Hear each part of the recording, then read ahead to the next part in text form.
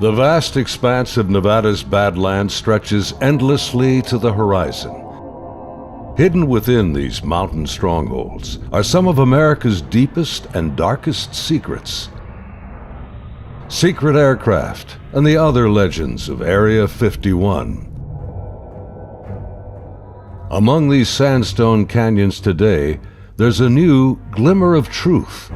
Shrouded in mystery, it's a story that demands to be told. These are the witnesses of one of America's most unusual UFO encounters in history. Navy veterans and a band of brothers that want you to know that what they witnessed is real. This is their story. Petty Officer Jason Turner served aboard the USS Princeton in 2004. His personal conviction for democracy and patriotism guides him in his search for the truth. This is an actual event that happened, and I witnessed it. Aviation tech Patrick Hughes, a USS Nimitz veteran, he speaks for his shipmates who choose to remain silent. I'm one of those who has to see to believe, and obviously I've seen the evidence of this, so it exists. Top Gun Air Intercept Controller Kevin Day and Fire Controlman Gary Voorhees, both from the Princeton, served together in the ship's Combat Information Center. They saw them first, whatever it is they are. They wanted to show themselves, whatever they were. I don't think they wanted anything really to do with us. They were literally breaking the laws of physics in my eyes. These sailors are here for truth and vindication, and their story goes back over a decade to a time and place that marked a departure for all of them, both in their Navy careers, but also in their knowledge of the limits of man's technological understanding of our world.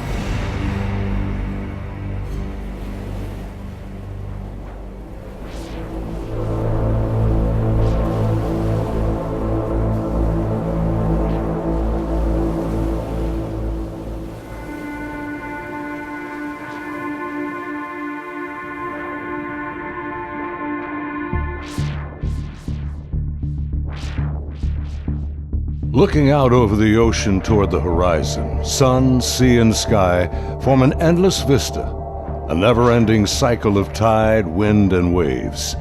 Here, far from shore, strange events have unfolded.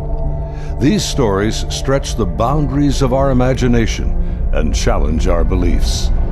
This is a true story of such events from the accounts of the sailors and naval aviators who experienced them. Professional military service members who want the world to know that what they encountered is real. Even more troubling, our military has no explanation. The answers seem to elude everyone, like reflections on the waves, yet they are out there.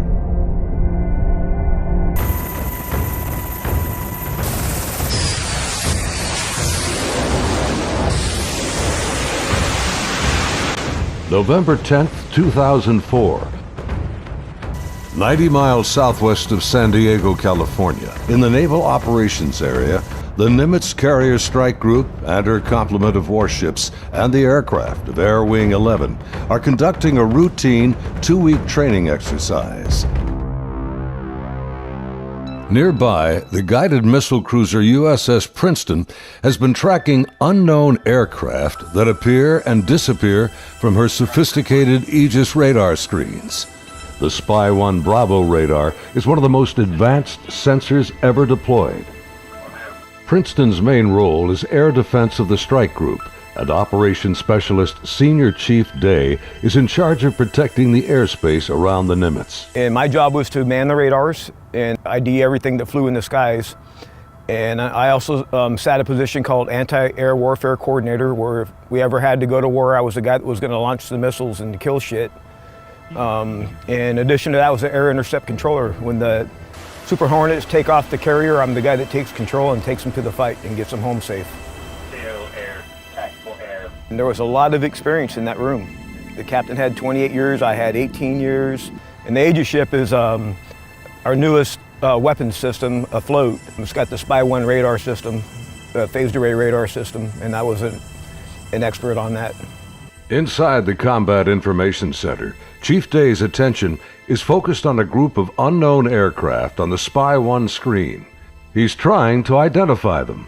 I was on watch, and we were probably 100 miles, I forget how far exactly that day we were, off the coast of San Diego southwest, kind of off the coast of Mexico, Baja. And I started to notice these weird tracks that were popping onto my radar coverage right about San Clemente Island. And the reason why I say they were weird, because they were appearing in groups of 5 to 10 at a time, and they were pretty closely spaced to each other, and they were 28,000 feet going 100 knots tracking south. And in the back of my mind, I'm thinking, you know, that's kind of odd. I mean, I don't know anything that flies like that. They weren't on the comm air routes, the commercial airline routes. I wasn't really that concerned about them. I didn't consider them hostile for any reason at all. Another watch or two, as I'm watching, the same formation appeared again. And over the course of 3-4 days, it probably counted up to that point, groups of 5 to 10 at a time. There were probably 50, 60 tracks by then.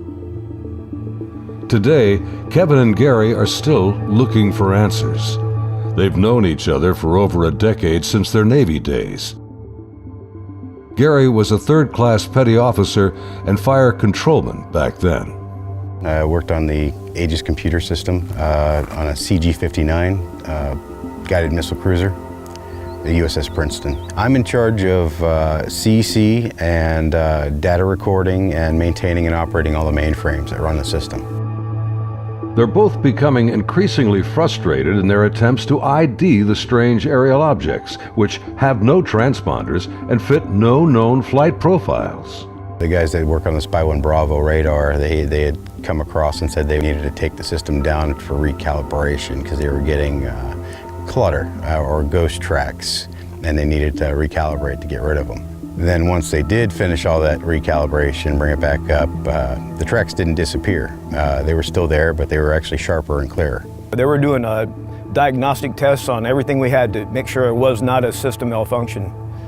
And it turned out that it wasn't. These were actually real objects. I had the highest spy track quality possible on these contacts. In this situation, I actually started recording on all 4 tapes at the same time. That way, it was a one continuous loop, and I was just replacing them as they were, becoming full. We failed utterly to identify these things. It didn't meet any of the parameters for anything that was known. In some cases, they seem to descend from space and then suddenly plunge to near sea level in seconds. Coupled with the unidentified nature of the craft and lack of clearance, these extreme flight observations are very troubling to the crew assigned to protect the carrier group from aerial threats. Sunday, November 14th, morning.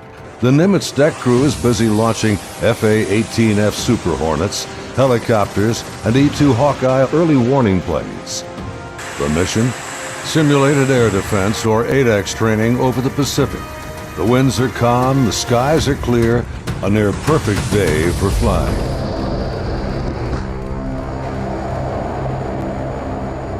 As they launch, the Black Aces Squadron has no knowledge of events happening nearby. In the back of my mind, that's when I determined I was going to become concerned about these objects, is we were getting ready to launch a whole bunch of aircraft in that same piece of sky. Fast Eagle climbs out to 20,000 feet and heads to the cap station about 40 miles south of the carrier. The cap is a rendezvous point used to form up with the other airplanes. Just 25 miles separation. The commander of Fast Eagle has over a decade in the air wing. His wingman for the day is a new pilot, a young officer on her first carrier deployment. She's paired with a senior pilot, her backseat weapons system officer for the mission. He will manage navigation and the advanced radar and targeting pods on the aircraft.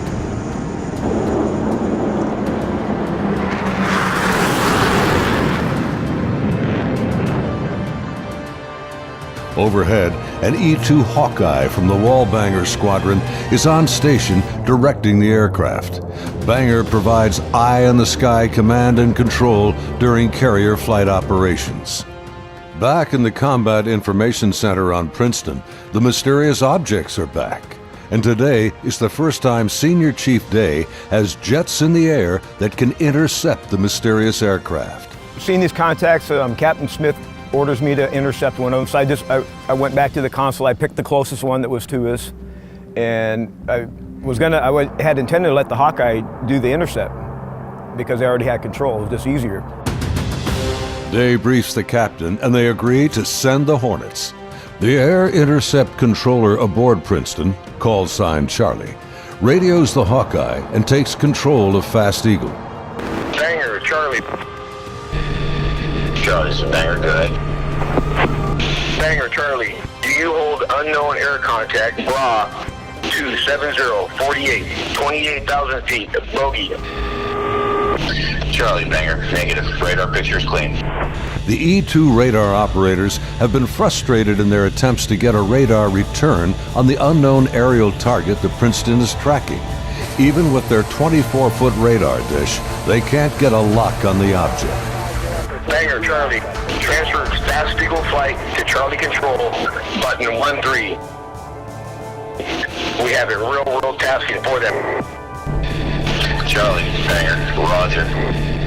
Fast Eagle, Charlie, stand by for real-world tasking. Charlie, Fast Eagle, send it. We vector towards that position in the sky, and real quiet on the radio. I'm just giving them bra calls, which is bearing range altitude, to these unknown bogey group. And basically I'm just telling their crew where the object is, the bearing from them, and the range from them, and the altitude so they can drive towards it. Contact bra 27041, 20,000 feet, bogey, snap, 270, over. Roger, bearing 270, 41 miles. 100, go trail.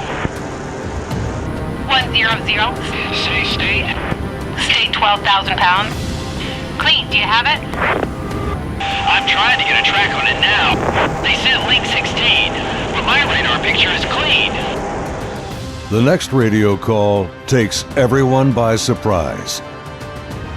Fast Eagle 110, say loadout. 110, what's your weapons loadout? Yeah, the tactical action officer, the TAO, jumps on the radio. Her name was Lieutenant Elders, and she just point blank asked the Fast Eagle flight if they were carrying any type of weapons. And there was a stunned pause on the radio. Wings clean, Princeton. We just have CADAM training missiles, and they're not coming off the rail. We're in an exercise environment, and the last thing we wanted to do is start shooting stuff. Now the controllers have the pilot's undivided attention. Normally, the squadron doesn't carry live ordnance when training. What do you guys think that was about? What, about the loadout? I have no idea. Maybe it's drug runners or something. Yeah, it could be. Or a lost Cessna out of SoCal. I don't like this. Fast Eagle, Charlie, contact bra 16034, 8,000 feet, bogey.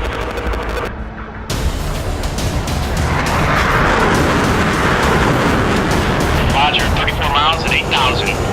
Committed, your call, continuing. As Fast Eagle approaches the target, they see nothing unusual. Their onboard radars can't get a lock on the object. Fast Eagle, Charlie, bra 16010, 8,000 feet. Roger.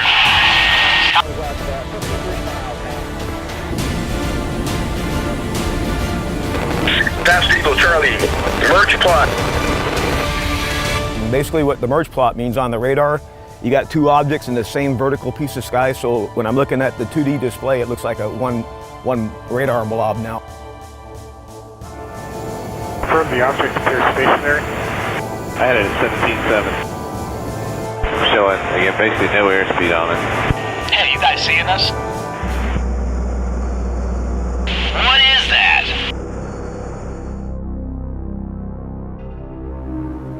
As the Super Hornets approach the target, they see a disturbance on the ocean surface. It's about the size of a 737, and it looks like something could be just below the surface. 100, anchor here, Angels 24. Roger. observing something in the water here, possibly aircraft in the water at the merge plot, just north of our position, about 2 miles. Charlie, roger. I'm descending to Angels 14 to take a look. Do you think that's our unknown? Man, not sure. Radar's clean. As soon as he got to the merge plot position, the object that he was intercepting dropped from 28,000 feet down to 50 feet above the water in 0.78 seconds, as I found out later the next day. As the Super Hornets get closer to the ocean disturbance, he suddenly spots another craft above it, a much smaller white object with an oblong shape, hovering, then darting just above the waves.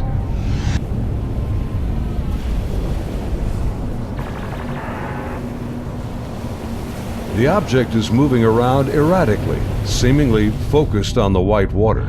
The shape is similar to a Tic Tac. It's smooth like porcelain. It's not an airplane.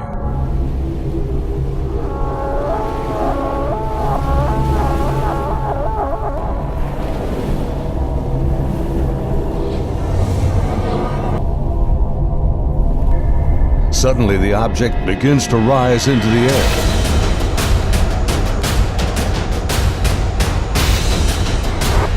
It's coming up. 2 miles. The strange craft begins mirroring the turn rate of Fast Eagle. Tower 1 Polgate, 287, 2 miles, Angels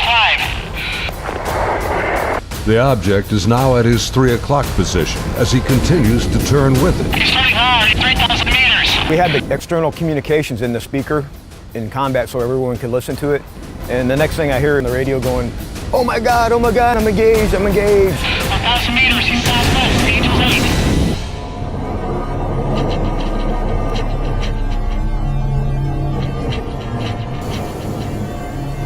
The commander is now about a mile away as he maneuvers his Hornet to get behind the unknown craft.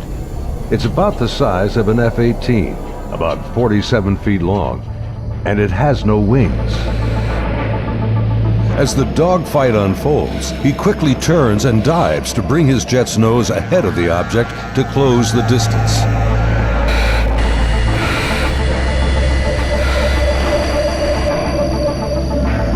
Holy f***. It jumped. 1,000 meters, he's...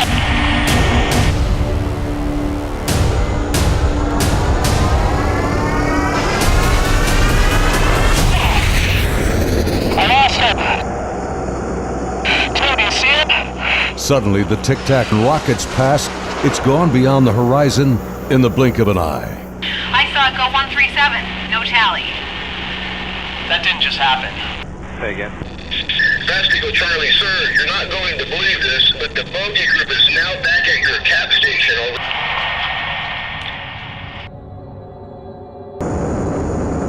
Over. As Fast Eagle returns to the area of the ocean disturbance, the object is gone, and the sea is once again calm.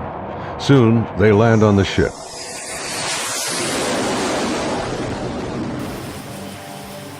Back on board Banger, the flight crew has been listening to the radio transmissions from Fast Eagle. The crew has been tracking the intercepts on their advanced display systems called the CEC. One of the radar operators, who wishes to remain anonymous, describes hearing the fear in the pilots' voices, and he knows this is no drill. I had a good friend who flew on the Hawkeyes. We've been calling him Roger to protect his identity because he didn't want to come forward at this time, but he wanted to contribute to the story to verify that it actually happened. So there were 5 people in the airplane. Roger would have been sitting in the radar officer seat, which is towards the back middle of the plane.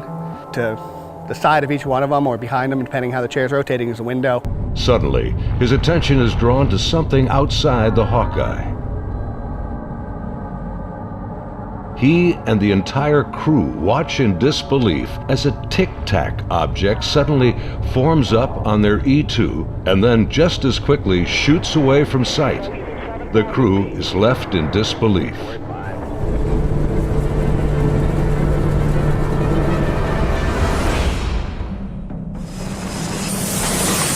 As Banger returns to the ship, the crew is shaken.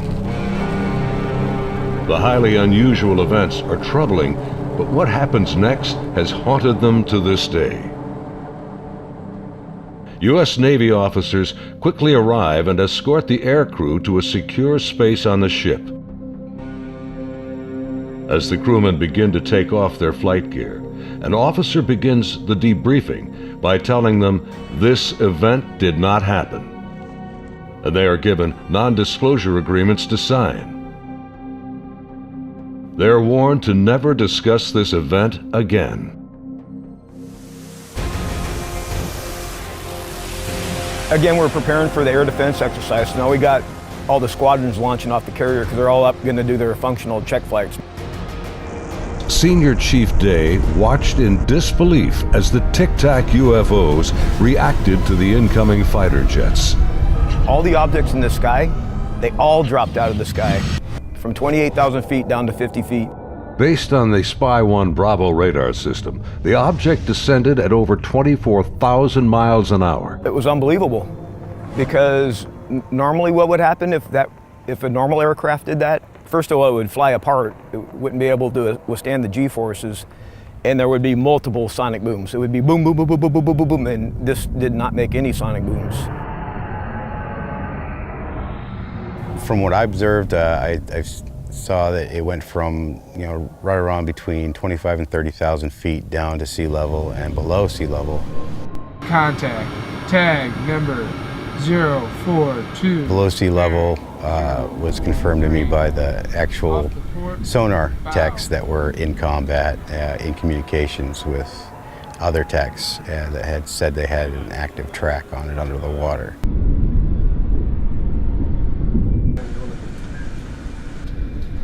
They're talking with their sonar guys on the sub that was with us, and I was told directly that it did go underwater. It went from being in the air to underwater. From what they were saying, it was going averaging about 500 knots under the water. So it did slow down when it hit the water, but it didn't affect it inertially. After the intercepts, both Kevin and Gary climbed up to the ship's bridge wing to get a better view of the objects through the binoculars. We'd go up to the bridge wing and look at them through the big eyes, which is heavily magnified binoculars that are out on the bridge wing of the ship. Even when I was off watch, I was usually up in combat anyway, and I was sitting at the console. I just picked the closest object to us, and I got the relative bearing from the ship, slave over to the relative bearing at about the right altitude, and saw this white light in the sky. The movements were smooth to erratic. They just moved from one point to another. It was always a very sharp and clean movement. It always felt like a constant speed, not like speeding up. Just it needed to go to that point, and it decided to do it at this speed. And then it would just go from nothing to the speed they were going to go, and then stop at the next point. Meanwhile, back on the Nimitz, aviation tech Patrick Hughes is working to secure the classified data recorders from the Hawkeye that encountered the Tic Tac. We pull out their hard drives. We call them RMCs. We call them bricks because they physically heavy like a brick. But they contain the software to run the airplane. And they also record a lot of the data that the aircrew sees during the flight. So we take the removable stuff, we take it out, we go downstairs, back to our shop. Patrick's job involves tracking the chain of custody of the hard drives. Then we open up the safe, put them in the safe. We've got tracking sheets so we know what RMCs are on what airplane. We know who signed them out, who put them in the airplane, who took them out of the airplane. As he gets ready to wrap up the mission, there's a knock on the door. Our commanding officer's there, two other guys in flight suits, so I'm assuming we're Air Force officers because I'm pretty sure that's the insignia they had on. But they were not on the ship earlier. I did not see them come on the ship, so I'm not sure how they got there. But the skipper basically said, I need the bricks off the flight. We opened the safe, we put them in the bags. He took them, he took his two anonymous officers and left. The officers, with the classified hard drives in hand, soon board an HS-60 Seahawk helicopter and leave Nimitz.